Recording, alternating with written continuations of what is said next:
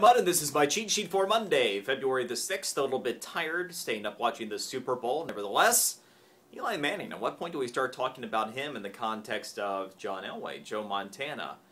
Well, and even perhaps the guy he beat last night for the second time, Tom Brady. Anyway, Super Bowl stuff aside, let's talk about you and your pocketbook for a moment. Gas prices. I've been warning you since we entered January that by the spring we're going to hit $4 a gallon gasoline, just so you can prepare. In other words, if you're someone who changes your living habits and even what you want to drive based upon gas prices, don't wait until we get there and then try to rush into changing things like everybody else, especially with cars, because you know what happens when gas prices hit $4 a gallon. Everybody's trying to trade in their less fuel-efficient vehicle, and you get nuked on your trade, and then everybody's trying to buy something more fuel-efficient, so you have to pay top dollar for it. It's kind of like selling low and buying high. So we don't want to do that. Here's the latest in gas prices, though. We are, as things sit right now, we would hit $4, over $4 a gallon in about the second week of May. As things sit right now, nationally we'd be at $4.05 a gallon, and in South Florida and the Treasure Coast we'd be at about $4.08 per gallon. I just want you to stay prepared. I'm not trying to scare you. It's just likely to happen. Labor participation.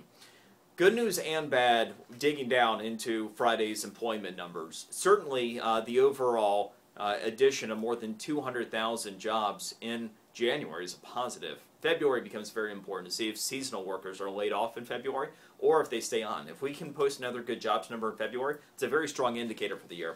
The bad news, though, is we hit a series of record highs. We set a new record high in terms of the amount of people who are underemployed. A lot of the people that are no longer being counted in that unemployment number are actually part-time. We're starting to find out we've now got more than 16 million people in the so-called plus underemployed. Nearly 10 million people that are in the labor force are in the labor force part-time when they want to be full-time. That's something I have a little bit of concern. Here's the bigger one, though, labor participation. We're at about 63% labor participation. That's a 30-year low. This is a situation that could come back later in the year.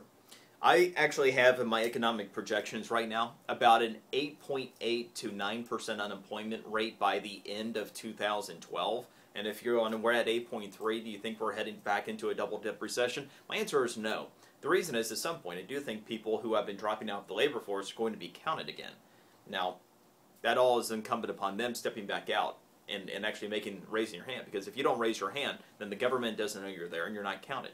But in terms of the adult labor population, we are at a 30-year low, which means that there are millions of people on the sidelines right now that could come back into the workforce, that could make the unemployment rate rise, which is why my expectation is in the neighborhood of 8.8 for 12 to 9% unemployment by year end. And here's one for you. This is interesting. Social media, in a recent research study, was actually proven to be more addictive than cigarettes and alcohol.